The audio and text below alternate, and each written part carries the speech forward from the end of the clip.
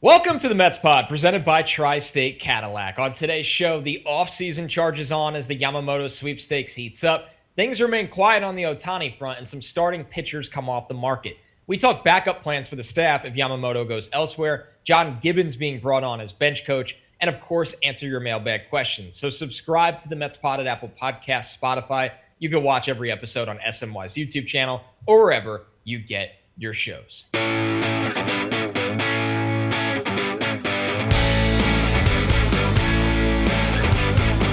What's up, everybody? Welcome to the Mets Pod, presented by Tri-State Cadillac. Elevate your style in a Cadillac. Go from bold to bolder in an SUV, from inspiring to awe-inspiring in a sedan.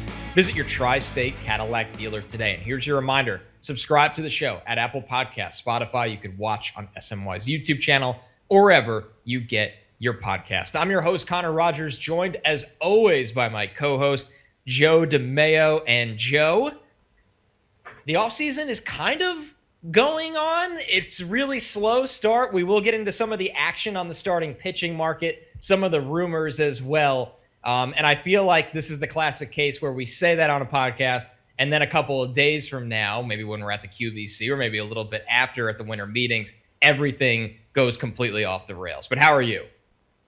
Doing great. I mean, when outside, there's some snowfall in Connecticut, so I think it's just about to get cold enough where the hot stove will need to heat up. And obviously we have the QBC coming up, as you mentioned, and the winter meeting. So a lot of stuff to come here.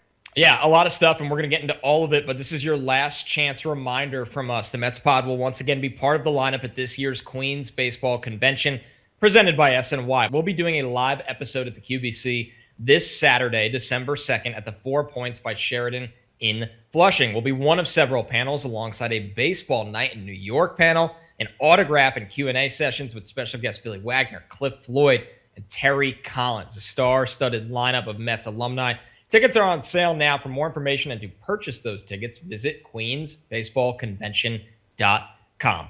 All right, Joe, as we are going to start most offseason episodes until something changes, Yoshinobu Yamamoto, it sounds like he will start meeting with teams virtually, we believe, as well. There's not going to be a requirement for him to go to every single city. This is the one outside of Ohtani, which we've already discussed how quiet that free agency is on purpose, that everybody has their eyes on because the market for Yamamoto is simply so large. But a week later, Joe, it feels like we don't have a ton of updates besides the fact that both New York teams with the Mets and the Yankees are highly interested, and maybe a team in the Cardinals with all of the moves they've already made on the pitching market could be out. The Yankees also kept number 18 available for him, apparently. That's right. That's a new thing, but there has not been much on Yoshinobu Yamamoto. Like you said, Connor, he's going to be meeting with teams over Zoom, and then I think he'll probably finalize whoever the finalists are going to be, and those might be in-person meetings. So I think we're not imminently getting to a Yoshinobu Yamamoto conclusion, but I think it will come sooner than later. Like you said, both New York teams heavily involved. The Boston Red Sox, very involved. The Los Angeles Dodgers, depending on what happens with Ohtani, could be very involved. And of course, we said it on the show last week, the San Francisco Giants are going to keep trying to get somebody to take their money. So we'll see if they're under consideration for Yamamoto. But yeah, a lot of nothing since the last time we spoke. So, maybe it's just sit, wait, and we'll continue the Yamamoto conversation at the Queens Baseball Convention this weekend. So I think there's two ways we discuss this further, Joe. The first way is simply Mets fans' dreams come true and they get Yamamoto. And then what does the rest of the rotation look like? And then there's the side, which we'll get to second. I mean, the real world where they don't land him. Everybody wants him. He might want to go somewhere else. Things happen. You don't get everything you want no matter how much money you have in life. It doesn't always work that way. So let's start with the more fun option. They get Yamamoto. You look at this rotation, it's really headlined by him and Senga going forward. What does the rotation plan look like, assuming you'd be spending, 30 mil per year on I don't want to say an unknown, because as we've said, there's less risk with a pitcher coming over here from Japan in this era of data and the sample size of success Yamamoto has. But he would be signed with big expectations to be the frontline guy with Senga. What does the rest look like after that? I mean, Jose Quintana also in the rotation. I think at that point you would look to sign 2 to 3 starters, because I think ultimately you're going to have to do a 6-man rotation largely if you were to bring in Yoshinobu Yamamoto. We don't know what is going to happen with Senga.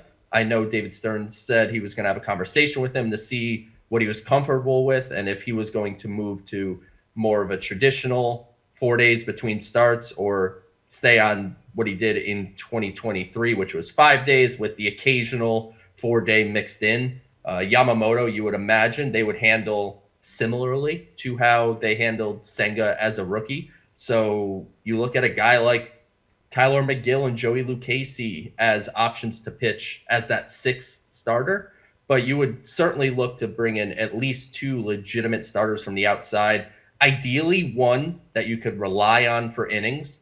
I'm thinking of a Wade Miley type of guy. That's a short-term deal that you feel much more confident in him taking the ball each time through.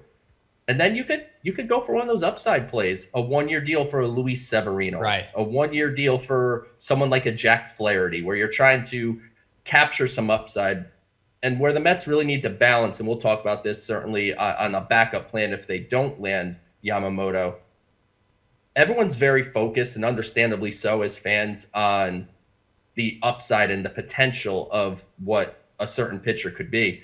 I think you really got to worry about the floor as well, because if you focus solely on potential and upside, you can have a year like the Mets had this year. That's when things can potentially crash and burn for you. So I'd like to see David Stearns find a mix of upside while also raising the floor. So that way you're not looking at one of those years where we're rooting for a draft pick in August. I think that's a really good way to put it, because you pay the big bucks to the frontline guys like a Yamamoto. You already have it in Senga, because they have a ceiling that most guys might not have. But when you have that at the front of your rotation, you're right, Joe. You need guys. I know it didn't work out for him in the first half of last year, but typically Quintana's been an absolute workhorse throughout his career. Like, you want this year's Quintana. You want Quintana's across the board. Yeah. And we saw that in the second half of last year. Quintana's a guy that can throw a lot of pitches. He can get into trouble and out of it. He's a pro. He's a very intense competitor. For a team that had a lot of, friction, it felt like at times last year, Quintana was a really stabilizing force in the second half. So, yeah, I think that's a really good way to put it. Maybe Mike Vasil enters the fray in that situation. I don't know about out of camp, but at some point, Joe, if you're really throwing 6 guys, you think Vasil would get his shot in that mix, right? For sure. And you could talk about Christian Scott. You could talk about Blade Tidwell, Dom Hamill, Tyler Stewart. All those pitchers are going to be kind of hovering around the upper minors. So some of them are going to get opportunities at some point in 2024, because things just won't work the way we ideally want them to. All right. So that takes us to where things get a little bit more difficult. As I often say, it's not always about the great moves you make as a GM or a president of baseball operations, but it could be about the moves that don't work out for you and your backup plan. And that's what the Mets will be facing if they don't get Yamamoto, Joe, which, once again, like, this is a guy that has a lot of options on the table, a lot of great options. He can go to historic franchises. A lot of teams are going to throw a lot of money at him. We know all of this. If the Mets don't get him, and as we've seen some of the pitching market move, the Cardinals go get Sonny Gray, who's been a favorite of this podcast for multiple years. Nola goes back to the Phillies with some rumored interest on from the Braves. Where is it the Mets go? You and I have often talked about our appreciation and being fans of Jordan Montgomery. And it felt like ever since we first uttered his name on the Mets pod, 3 months after that, he pitched as good as he ever has in his career on a championship team. And I don't ever say priced himself out, because the Mets are not in the category of teams that get priced out. But boy, is that market looking a lot different now, Joe.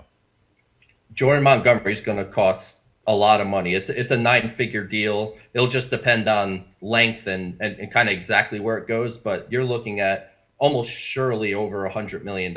And I think he's probably one of their top priorities if they do not land Yamamoto. And I think we often have this kind of like tunnel vision in a way as fans, and we fall susceptible to it as well. The Craig Counsell thing, we were tunnel visioned on him. We've been tunnel visioned on Yamamoto for what feels like 4 months.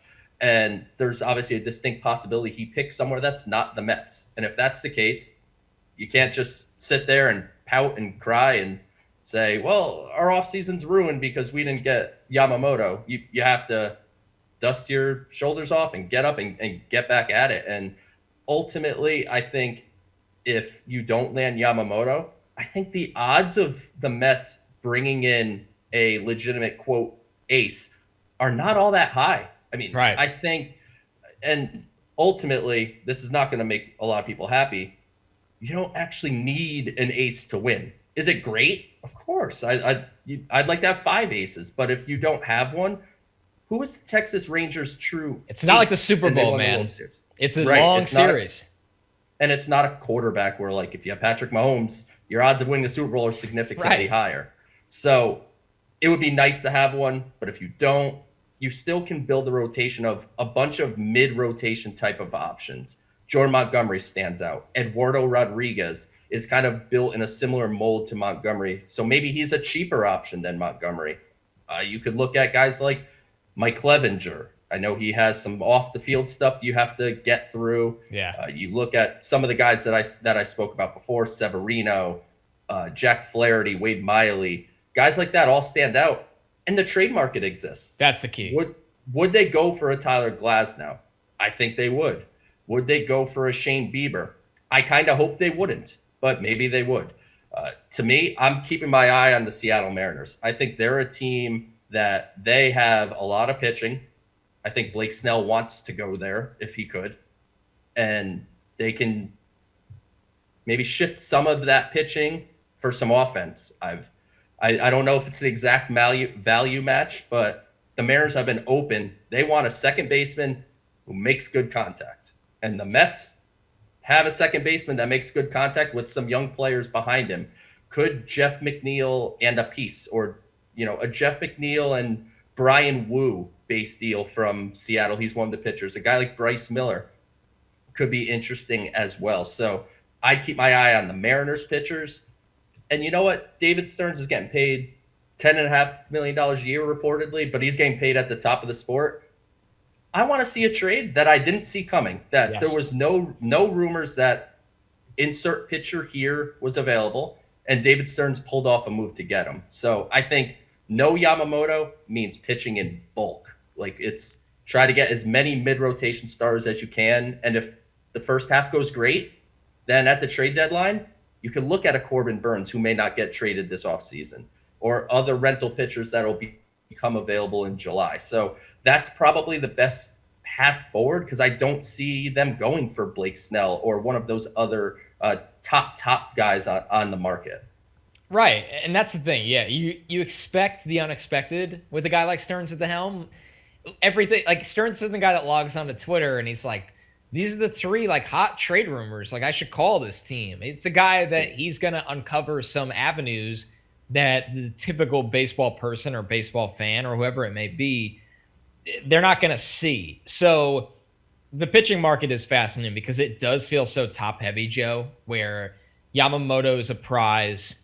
I think Montgomery is going to be, and this isn't like a bold take, I know he's 30 and I know he's going to get a lot of money, but Montgomery to me, in a way, could almost be that Zach Wheeler for another team. And maybe he's a little older and he's definitely a different pitcher, but a guy that he's not overly exciting. And then he goes somewhere and on a 4-year contract, it's like, man, he pitched really good 3 of those 4 years or 3.5 of those 4 years. He makes his starts. He's had so much success in the National League. He's a workhorse kind of guy. Like, he knows New York. He knows New York really well. Before. He's a big game pitcher. So if the Mets are moving in that direction, whether that's 24, 25, 26, if you're signing him for multi-years, he'll show to be a valuable piece when the Mets are in a position where they're true playoff contenders. Right. So we'll be all over the pitching market. I think it's going to be fascinating because when you listen to Stearns' pressers, he's been very honest and blunt about their need for pitching and how much they will work on that this offseason. So no surprises there. One more bit of news here, Joe. The Mets hired John Gibbons as the bench coach, which This is a big name hire for a bench coach. I mean, really, when you think of bench coach hires, usually you kind of shrug your shoulders and go, okay. But with Gibbons, it's a guy that managed the Blue Jays 2 different eras. He's a guy that has had flashes of success. He's a really big personality. I mean, before he took this job, I think he was podcasting like you and I about baseball. So he's still podcasting. He's still podcasting current day. Like, he couldn't comment on the Mets. He did a podcast the other day, and he's just like, yeah, I met with them. It was great, but nothing's official yet, kind of thing. Like, he's podcasting now.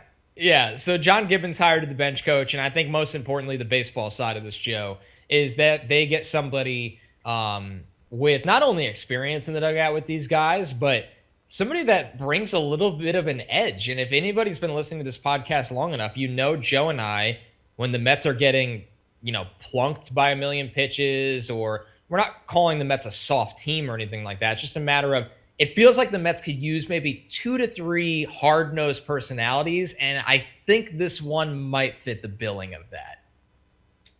I wonder if John Gibbons will lead bench coaches in ejections this year, because all you have to do is go on YouTube and put in John Gibbons ejection, and people have made montages that are 15 minutes long of John Gibbons going off. But obviously, from just a sheer standpoint of how he fits as the bench coach outside of the kind of fieriness and that kind of personality, he brings managerial experience, which is something that will be valuable to Carlos Mendoza, obviously coming in as a first-time manager. And he's had success as a manager too. That's the thing. He brought the Blue Jays to the ALCS, and I know he hasn't won a World Series as a manager, which if he did, he's probably not a bench coach. He's managing somewhere. But he's been a successful manager that knows New York a little bit too. I mean, he was in the Mets organization for a long time as a minor leaguer.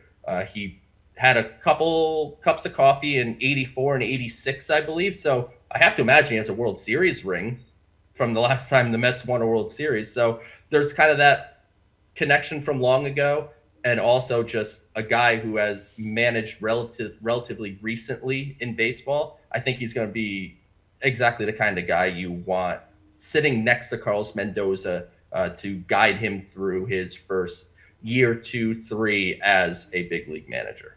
Yeah, it's an interesting hire. Definitely one that when you look at the resume, it fits the billing. Hopefully somebody that you and I will get to talk to on this podcast, because he's familiar with podcasting and he's a big time personality. You're listening to the Mets Pod presented by Tri-State Cadillac. Subscribe to the Mets Pod at Apple Podcasts, Spotify. You can watch on SNY's YouTube channel or wherever you get your shows. Let's jump into the mailbag, Joe, because we got a lot of good questions this week. And I'll give a shout out first. Scro didn't ask you a question. He just wrote in the replies, best Mets pod around. We appreciate that, Scro. Our next one here from Joe Flass. If you had to predict the lineup 1 to 9 and the starting rotation for 2024 to win $1 million, if you are correct, what do you both say? $1 million on the line, Joe. The lineup, geez. Nimmo leadoff. Come on, this. We can do this together. Nimmo, yeah. Lindor, yeah. Soler, or Pete, then Soler. Let's go Pete, then Soler. Okay. Then Alvarez, or is that too early? I mean, what's the alternative? It's Marte. McNeil? I don't like McNeil in the 5-hole. Alvarez is a 5-hole. He's a middle of the order thumper driving in runs. Alvarez 5. We have McNeil 6. Right. Is he playing left field? So this is the problem. But $1 million is on the line, so we can't cry $1 million. about it. He's playing left field, and Ronnie made the team. And Ronnie's at second base, and Beatty's at third. Oh, man. I think they're going to surprise us with a move for third base, but we can't. I mean, come on. Yeah. So I think you go Alvarez 5, McNeil 6, Marte 7, Mauricio 8, Beatty 9, or yeah, that sounds flip right. them. You might flip them because Ronnie's speed in the 9-hole plays a little more. Yeah. So something like that. That's a very strong lineup on paper. It goes to show you, right, how much of a difference Soler would make to us on paper. You're like, oh man, I like this. It could be a Soler, it could be a Teoscar Hernandez, could be one of those type of guys that you just drop in the middle of the order, make a significant difference. When you do rotation, I'm going to choose to be optimistic and say the Mets will end up with Yoshinobu Yamamoto. Yes. So I will say Yamamoto, Senga, Quintana, Luis Severino. I feel like that one has a little bit of traction. Severino? Yes. I think it makes a lot of sense in a lot of ways. Mendoza knows him. Right. He's familiar with New York. There's a lot of things lining up with that one. Prime bounce back candidate. And then a back end guy like a Wade Miley or one of those kind of in the mold of a Kyle Gibson, Lance Lynn type of pitcher that's going to sign for 11, 12 million for a year or two. And they go and just eat some innings at the back of the rotation. And if you have to go 6, I'll go Lucchesi over McGill. Yeah, with maybe Vassell competing for that. Yeah, I'm Giolito's in, like, there's a lot of weird, interesting ones. Love Giolito. Giolito's someone I would be very interested in if I was the Mets. That one, and the price range. Good luck guessing that, right? It feels like it could be one of those 2-year deals, or it could be a 4-year deal with a lower AAV. Like there's a wide range of outcomes for what teams think about Giolito, because despite his struggles in the second half of 2023 after the trade deadline, this is a guy that makes all his starts. I think I saw he was 8th among pitchers in innings pitched over the last 3 or 4 years or something. So he takes the ball. So he's someone that makes a lot of sense and has high upside on top of it. All right, the next one from Lieutenant Lindor. LTC Lindor. I'm curious what you guys think about the bullpen. Who within the organization can make an impact in the middle innings, and who can the front office go out and acquire in free agency to make strides from what we saw last year? So obviously, Joe, this is there's a lot up in the air with this one, because we think they'll sign one notable arm. I would think maybe 2 notable arms, especially with the Ottavino opt-out. That probably opens the door for a little bit more budget invested in this bullpen. Diaz is back, which is obviously massive. But after that, doesn't it feel like there's just so many what-ifs? And, I mean, the guys in the system that they think they can lean on to make an impact. The free agency mold, we don't expect the Mets to go out and spend a ton of money on the bullpen, but they probably need one high-leverage guy behind Diaz. They certainly need to spend some money, but I think it'll be strategically done. Like, I don't think the Mets are going to be in on 4-year deals for setup men, things like that. Josh Hader, that doesn't make any sense. Yeah, Jordan Hicks, like, as nice as he is as a pitcher, like, I think he's going to get a contract probably out of David Stearns' appetite. Internally, it's honestly Montes not a lot. De Oca again. Yeah, whenever he's back. Coming back from Tommy John surgery mid-season. Paul Gervais pitched really well in Double-A down the stretch. He's someone that might start in Triple-A and give you a shot. If Eric Orsi could turn some things around, I think he's somebody that can give you some innings potentially. Then you look to some of those starters in the minor leagues. Like, do you push someone like a Tyler Stewart to the bullpen? Does someone like Blade Tidwell end up in the bullpen? But when you think about 2024, I think it's going to be a lot of external additions. That can be waiver claims. That doesn't have to be sign blank free agent for 2 years. That could be a Rule 5 pick. This time next week, essentially, is the Rule 5 draft. So the Mets could potentially take a chance on someone there, and maybe that's someone that takes one of the back end spots. But I think David Stearns is going to have to go out through the free agent and trade market to find value for relievers, because it's going to have to be, honestly, almost all external. So it's tough to give you a total list of names. I know Phil Maton's someone that supposedly they have an interest in, and he makes a lot of sense. There's a list of them. Andrew Chafin's a free agent. We're going to say that until he eventually signs with the Mets at, 39, like in a few years, and actually ends up a Met.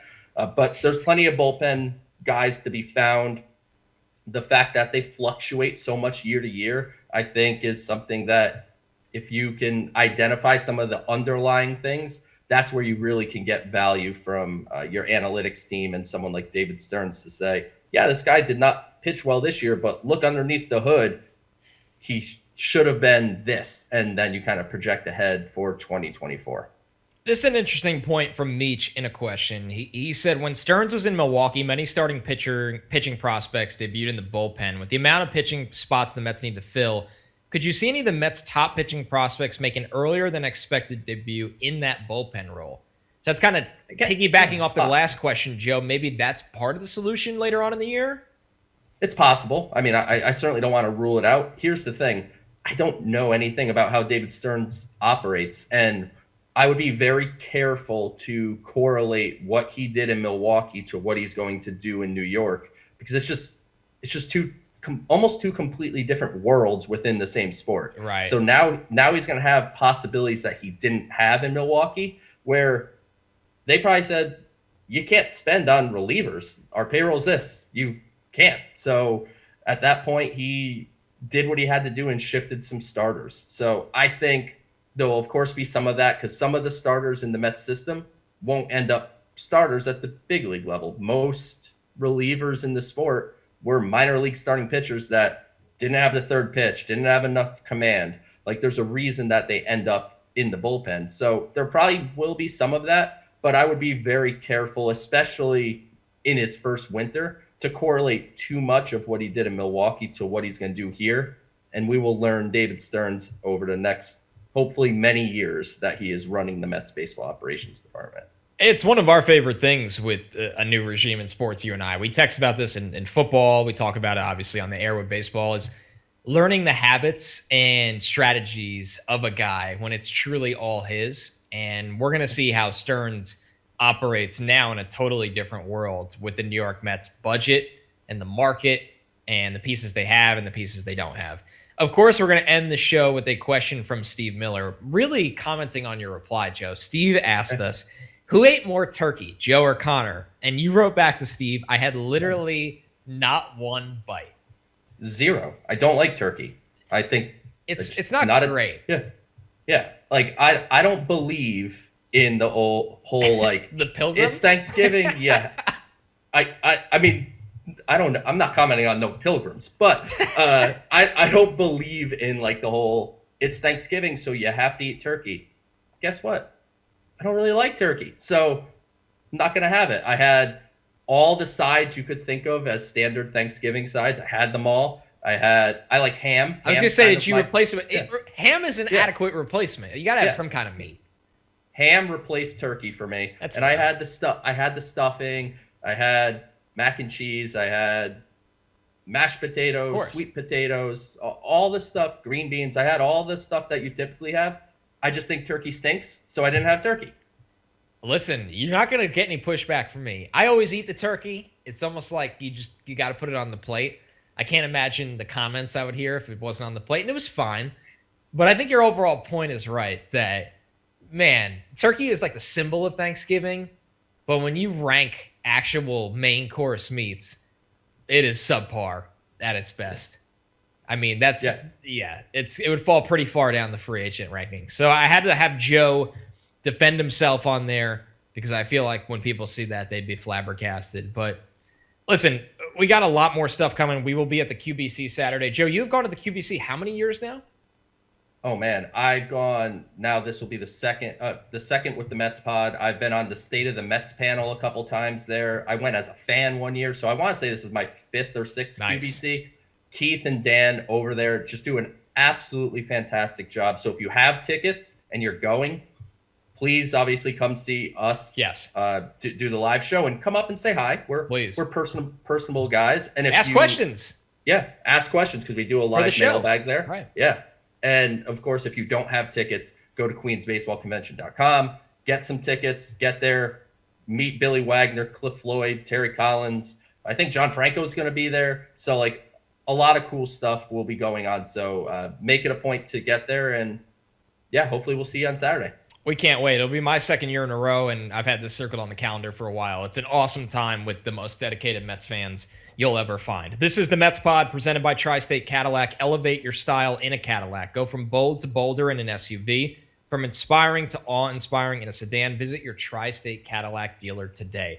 Remember to subscribe to the show at Apple Podcasts, Spotify.